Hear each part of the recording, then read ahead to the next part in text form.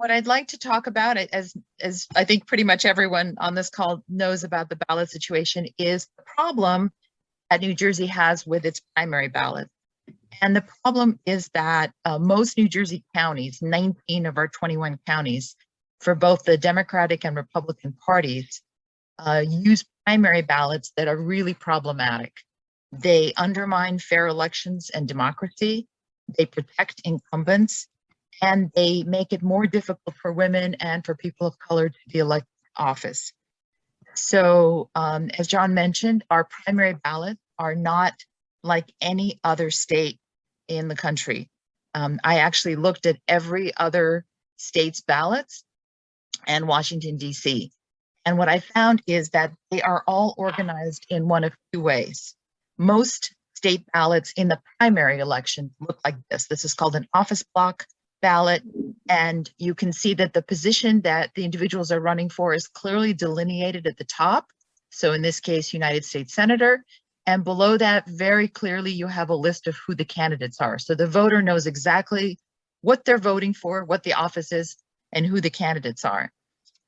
In a few states, the ballot looks like this. This is a primary ballot from Delaware from 2018. You still have the position that people are running for clearly on the left, but the candidates are listed to the right of it, which is not quite as clean. It's not quite as easy to see who the candidates are, but you can still tell what office each individual is running for as a voter.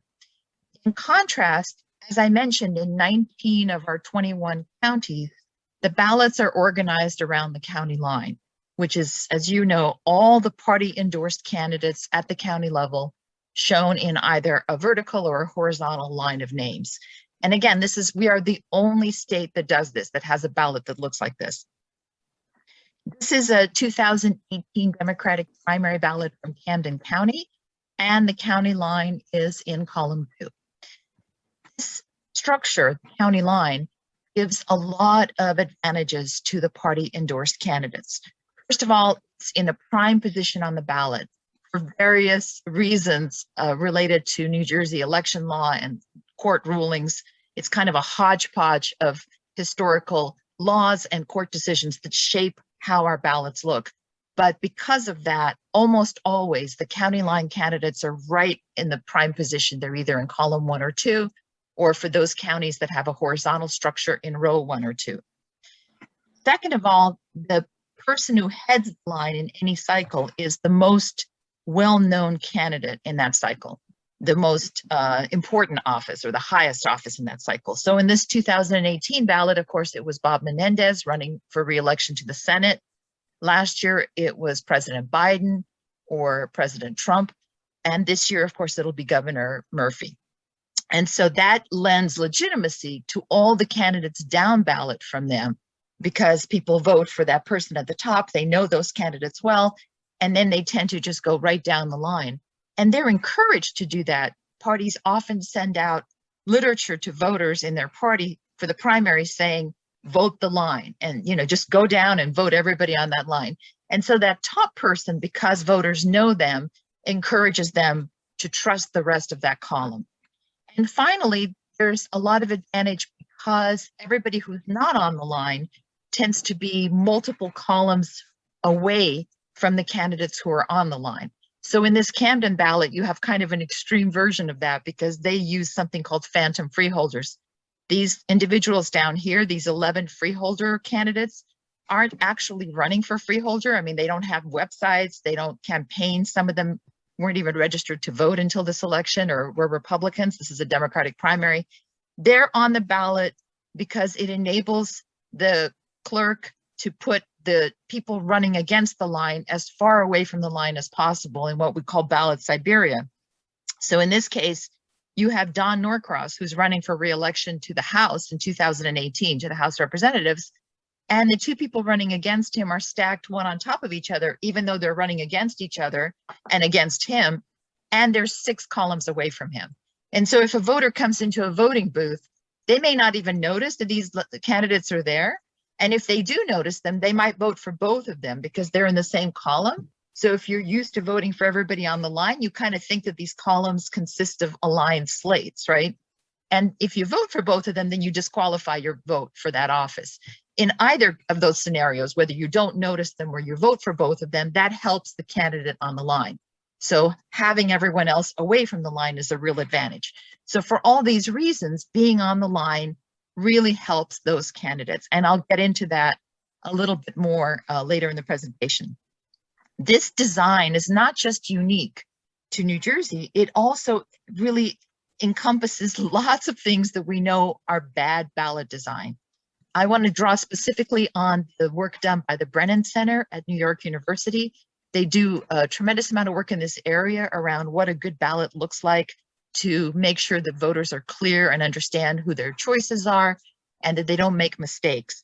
And the two primary rules that they put forward in pretty much all of their publications are, first of all, do not split candidates who are running for the same office into different columns.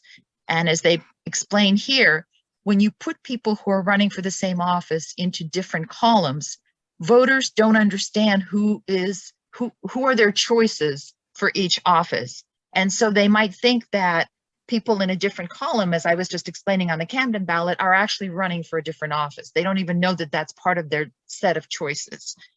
So, of course, that's exactly what New Jersey ballots do. By the very design, the ballot splits the candidates on the county line from candidates who are not on the county line. And those are in different columns or rows. And of course, they put multiple columns or rows in between the people on the line and everybody else. So it violates this very important rule of good ballot design.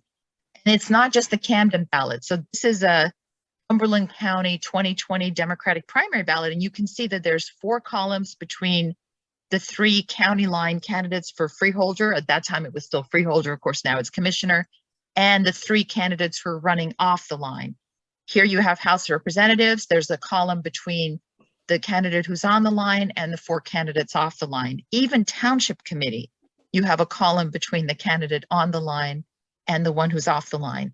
Here's a Monmouth County 2020 Democratic primary ballot, and you've got 2 columns between the candidate for House of Representatives who's on the line and the 2 who are off the line. So you're breaking that rule, you're confusing voters. Rule number 2 that the Brennan Center feels very strongly about is you have to make the contest boundaries easy to see. And this really relates to rule number 1, but not just. So what does a clear boundary ballot look like? If you're voting on a machine ballot, it should look like something like this. Because you're in a very confusing situation, if you're in a voting booth, there's people standing in line behind you. You have just a minute or 2 to make your decisions, make sure everything's right. You want a very clear sense of what your options are. So this ballot says, what's the office that you're voting for? Lieutenant governor. Who are your choices? Very clear. This is from a general election, but it doesn't matter. The idea is the same. You see that you've got 2 candidates here, or you can write someone in, right? And the idea is that one voting task at a time is really all a voter can manage visually. If you put multiple candidate, or not just multiple candidates, but multiple offices, multiple elections on one ballot, they will get confused. They're more likely to make a mistake. So you want something like this on a machine. If you're voting on a paper ballot, you want something like this, where, again, it's very clear. This is the ballot I showed you earlier from Nevada's primary. It's very clear that this is the office and these are the people running. And they use shading and color to try to delineate those. So that's clear contest boundaries. You know that this is one office, here's another, here's another. In contrast, that's not at all what county line ballot look like, right? We make it very difficult on those ballots to determine the contest boundaries. So voters can't tell which candidates are running for which office. First of all, they are stacked on top of each other. So here we've got, in that Camden ballot, we've got United States Senator, House of Representatives, Sheriff, freeholders, and below that would be mayor, council members, county committee, and there's not much separating them, right? You go down, there's not a whole lot of visual structure that tells you which candidate is running for which office. So that blurs the contest boundaries. So, and of course, candidates are shown in different columns or rows, which also blurs the contest boundaries. Let's take a look at some examples. This is a 2017 Middlesex ballot for Democratic primary. You may be familiar with this ballot because it was just a couple of years ago. Can you tell what the contest boundaries are in the governor's race? So the governor's race is up here, right? And as it turns out, contest boundaries are, there's 5 candidates in the first row, and for reasons that would make no sense to voters, there's a 6th candidate in the second row, 4 columns over. So if you're looking at the ballot in the voting booth, it's very difficult to tell who your choices are for governor, right? One example. Another example, can you tell what the contest boundaries are for this Union County Democratic primary ballot from last summer for the House of Representatives? So again, there's 1 candidate in column B, and there's 2 more candidates in columns E and F. And for some reason, there's an empty column in column A, and then there's 2 more empty columns here. So again, as a voter, when you're in a voting booth, it's really confusing. Where does one race stop and another one begin, right? Even, I mean, if I point it out to you, you can say, okay, those are the candidates. In the voting booth, there's no red lines to delineate them. Or how about this ballot? This is for the House of Representatives. Can you tell who the candidates are in this 2020 Mercer County primary ballot, Democratic primary ballot? Who's running for the House of Representatives? Yeah, as it turns out, there are 2 candidates in column A, and there's a 3rd candidate in column B. Again, voters would have no reason to expect that kind of a ballot design, right? It's completely non-logical. I can explain to you why it's structured like this legally, but it's a terrible design. And it's such a terrible design that what happened in Mercer last summer is this ballot let a 1/3 of all the voters who were voting in this contest vote for both Christine Conforti and Stephanie Schmidt, even though they were running against each other for the House Representative nomination. They wanted the Democratic nomination. But because they were both on the county line, and because the ballot is so confusing and the contest boundaries were unclear, people just went down and voted. A 1/3 of the people just voted for both of them, and those ballots were thrown out. Their vote didn't count at all. So that's a pretty extreme example of bad ballot design. When we hear about cases of bad ballot design, the kind of usually general election mistakes that you read about when you read the analysis of, what's bad ballot design, it's usually a difference of 2, 3, 4 percentage points. To have a 1/3 of the voters discarded, that is a horrendously bad ballot design. But in New Jersey, that's pretty standard to have a ballot that's bad. And unlike other examples, like from general elections, so in 2000, a very bad ballot in Florida probably determined the presidential race, costing Al Gore the presidency. That was unintentional. That was just bad design. It was not doing your homework by the person who was designing the ballot, not testing the ballot. In New Jersey, our primary ballots are bad by intention. The design is to get voters to vote a certain way. So we are tricking voters, in essence, to get them to vote the line. And that's why, and appearing on the line provides such a huge advantage. As I mentioned earlier, it's very intentionally done.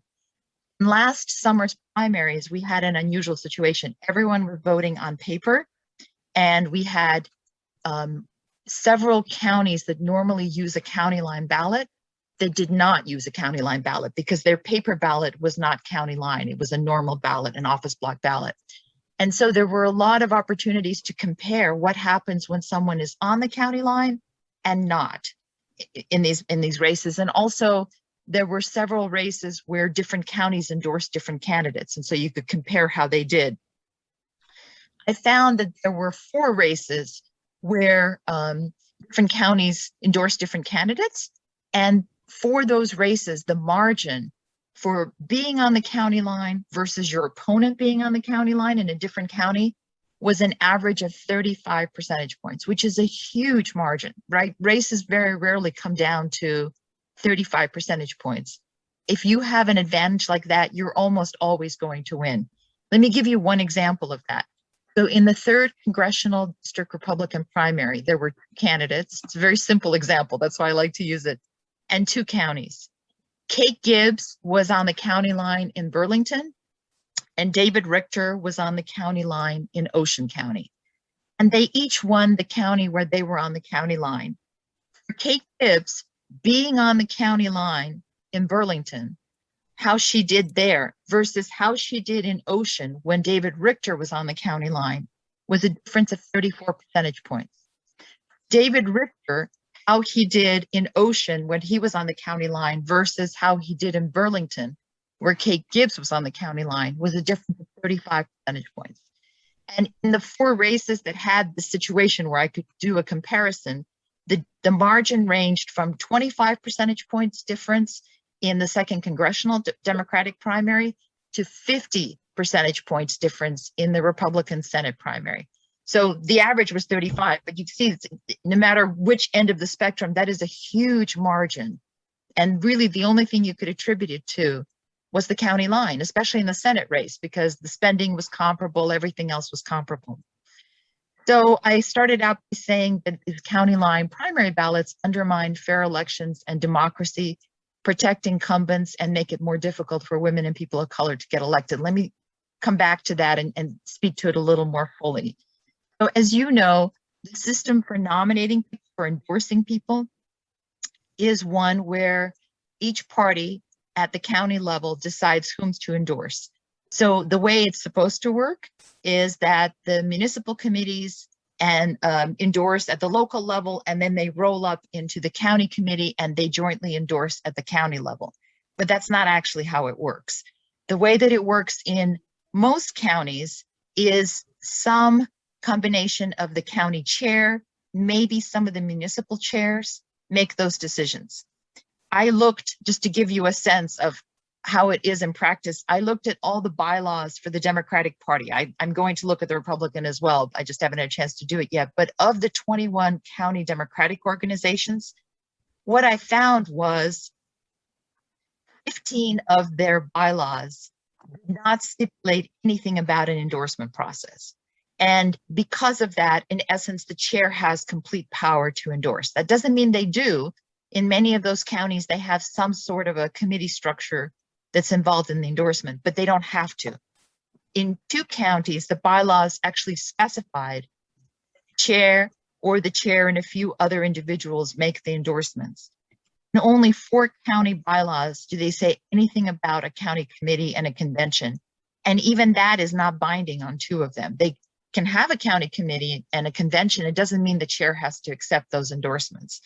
And so what happens is, at best, you have 100 committee people making a decision that essentially decides who's going to be elected, who's going to get the endorsement, because the county line ensures that whoever gets the nomination, or the endorsement rather, will get the nomination.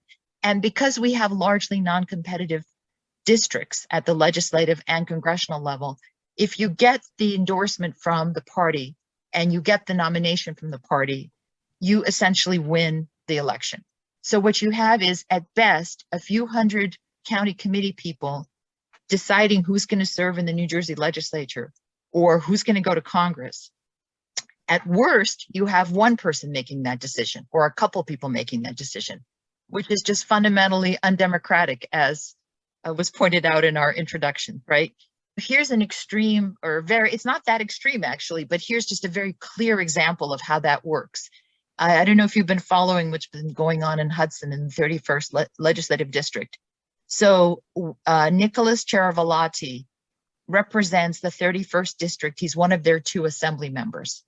And there's this long-standing kind of gentleman's agreement, which was put into place in the Democratic Party in this district by the county chair, when that chair was Bob Menendez, Senator Menendez, which is that the mayor of Jersey City gets to decide who will be one of the 2 assembly endorsed candidates, and the mayor of Bayonne gets to decide who the other endorsed candidate will be. So 2 people, 2 men, decide, so far it's always been men, decide who gets the endorsement. And again, because the endorsement gives them the county line, and because the county line almost always gives them the nomination. And in Hudson, the Democratic Party is the general election. There really is no competitive Republican Party. One person essentially decides who will represent that district in the assembly. So what happened this year is, for whatever reason, Nicholas Charabalati, who has been in the assembly for, I think this is his 3rd term, he displeased the mayor of Bayonne, and the mayor decided to replace him. And so it was a very public thing where the mayor basically said, I am not endorsing him. And the entire Hudson County Committee went along with that because there's this agreement. And Chiaravallacci decided not to run. He's not going to challenge this because he wrote just a few days ago that there's no hope. There's no way for him to speak to the county convention. There's no process for him to really challenge this. And he knows that if he goes off the line, he will lose. This is a pretty extreme, but not actually that unusual example of just how small d democratic this process is. Candidates are not stupid. They understand that they are not, their future political career doesn't rest on the voters. It rests on the political bosses who make those decisions. The county chairs, maybe the county chairs and a few other individuals. And so that's who they have to please. And that sets up a system that is quite corrupt. Let me give you one example. So back in November, the end of November, Hudson County freeholders voted on renewing a contract to use the Hudson County jails to house ICE detainees. There was tremendous opposition to extending this contract. It's a 10-year extension. And they had voted previously to cancel the contract. And then when the contract came up, they were going to take a formal vote. And over 200 people joined this meeting. It was on Zoom, but came to this meeting and testified. And every single one of them testified against renewing the contract. Every single person. It was passionate, tearful testimony. And the county committee listened. I'm sorry, the freeholders listened for 10 hours. It was actually over 10 hours. And then they voted 6-3 to extend the contract. Now, I can't tell you exactly why they voted that way, but I can tell you that the county executive wanted them to extend the contract. And the county executive's daughter is the chair of the Hudson County Democratic Party. So perhaps they were concerned about the ability to hold the line. One of the 3 who voted against the extension actually lost the county line after he had previously voted against the contract extension. And he said that he paid the ultimate political price and was thrown off the Hudson County Democratic Organization line. And just like Siavantara, he decided not to run for re-election off the line because he said there's just no hope of winning off the line. So this is just a very strong example of the elected officials understanding that they are they're beholden not to the voters, not to the 200 people who came and testified, but to the person who decides whether they get the line, which is the county chair. The system protects incumbents and keeps women and people of color from being elected to political office. New Jersey has an extraordinary rate of incumbent re-election. No state legislative incumbent who had the county line has lost in 11 years, has lost a primary contest in 11 years. You might think that's not unusual. Incumbents generally win, but this is way out of normal.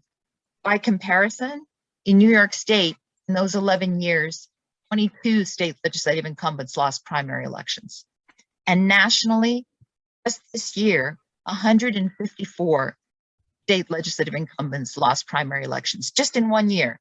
We have not had a single one who had the line in 11 years.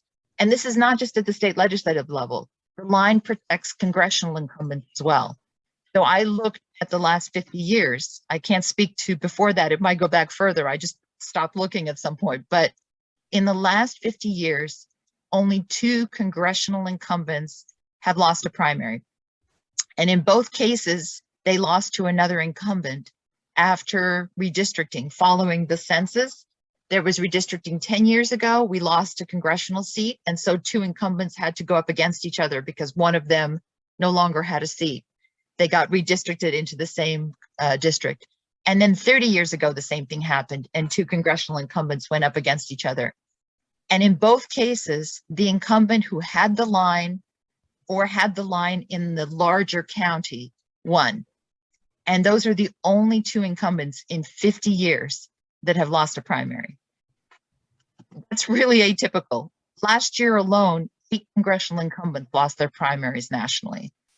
So New Jersey has essentially a primary ballot that is an incumbent protection process.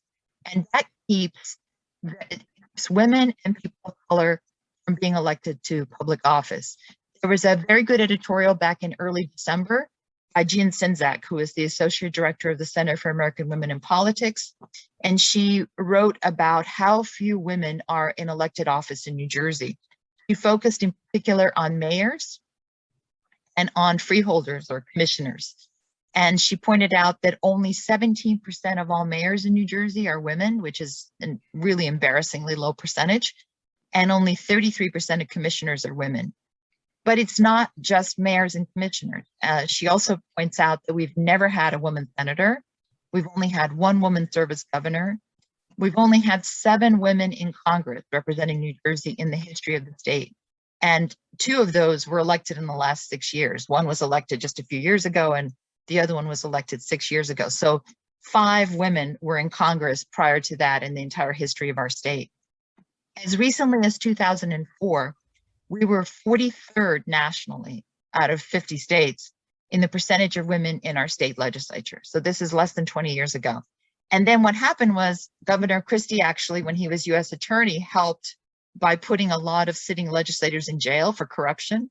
And so that opened up some seats for competition, and a few more women got elected. And we actually moved up 9th nationally by 2014, which is the best we've ever done. We elected a number of women in that cycle, but then we plateaued and moved backwards. And the rest of the country kept electing women, and in fact has been aggressively increasing the number of female legislators. And so by 2021, we were back down to 27th nationally in terms of the percentage of women in the legislature.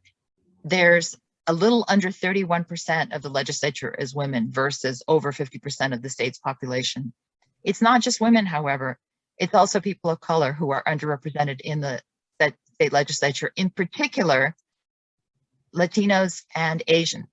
So white non-Hispanics represent over 73% of state legislators, even though they represent just 55% of the state.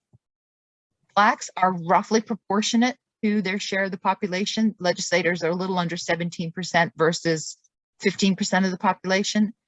Hispanics represent only 7.5% of the state legislature versus almost 21% of the state. And Asians are only 2.5% of the state legislature versus 10% in the population. So Asians are actually the most underrepresented. It's a quarter of the share of the population, which is really problematic. And what Jean points to in terms of women is also true for people of color as the reason why this is happening. She writes that valuable party line slots are frequently, and this is of course the county line that she's referring to, are frequently taken by people who emerge from the networks of the party chairs, limiting the ability of outsiders to break through.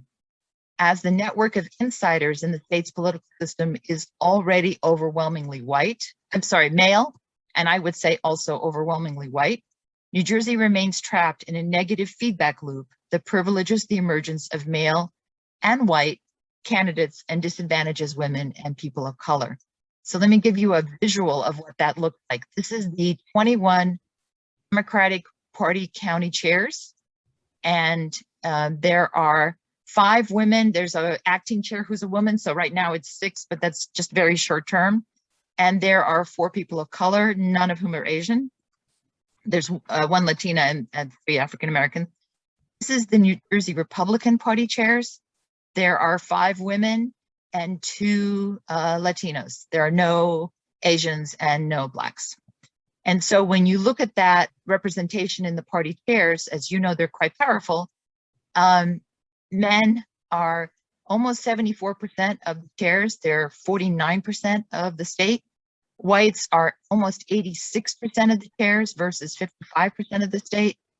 Blacks are 7% of the chairs, 15% of the state.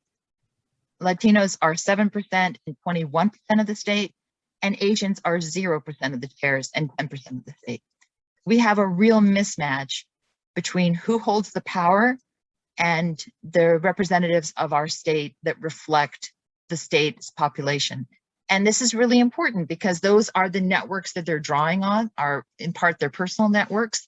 It's also, there is a culture of paying your dues and coming up through the system, and it really stifles new voices and different perspectives through this system of the county line.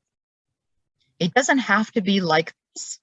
So I just very briefly want to share with you a proposal. I am on the board of a non-partisan organization called the Good Government Coalition, and our mission is to bring good government to our state, and part of that is to eliminate the county line. And what we have put together is what we call the Better Ballot New Jersey campaign. And it involves a resolution. It's a lot of text. I'll walk you through it, no worries. But basically, it's a two-part resolution involving moving to an office block ballot and rotating candidates. So the office block ballot means that instead of the county line ballot, which looks like this is a 2016 Mercer primary, Democratic primary ballot, we would have an office block ballot, which looks something like this. This is actually exactly the same ballot. In 2016, Mercer used an office block style for its paper ballots, for its absentee ballots, and excuse me, a county line style for its machine ballot. So you're looking at, on the left is the machine ballot, on the right is the paper ballot. And you can see that in the paper ballot, it's quite clear what position each person's running for, right? It's much more difficult to make mistakes and vote for more than one because it's very obvious. You can see what the position is. Here's the choices for president. Here are the two candidates. House of Representatives, here's the two candidates, versus this mess on the left. So that's the first part of the resolution, is we are asking for an office block ballot like the other 49 states and the District of Columbia have, which would take that power away from the county chairs to single-handedly make those decisions.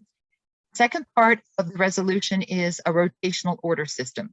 So we know from the academic literature that being first on a ballot has advantages. Sometimes they can be substantial, particularly when there are many candidates, when there's no incumbents running, so people don't have name recognition, when it's not obvious, when there's no party affiliation to help voters choose. So in a primary, for example, everybody is the same party, so that doesn't help you choose between Democrats and Republicans. And when there's very little publicity around the races, those all make it more likely that voters don't know their choices, and they'll often vote for the first one, or some of them will vote for the first one. So what we're recommending is to rotate the candidates by precinct so that each candidate appears first, second, third, the same number of times, to take away this unfair advantage. And this is actually something that's already being done in many states. Right now, 16 states rotate their candidates, and this number is growing. Another 18 states randomize, they just pick people out of a hat, and 15 states alphabetize, which is a pretty bad idea, but no other state does what we do. No other state allows the party to essentially put a ballot together and decide who's going to be where. So that's our proposed resolution, and parties could still endorse candidates. They could still have tags like they currently have on the primary ballot, which indicate who's endorsed, but they can't draw the ballot to put a big thumb on the scale and decide who's going to win, and can still assist candidates with fundraising and messaging and campaigning, etc. These are the organizations that have so far approved the resolution and signed on in support. We have 56 organizations. This started a few months ago. We have statewide organizations like League of Women Voters, and we have local organizations, including some partisan committees like Democratic municipal committees. And let me stop that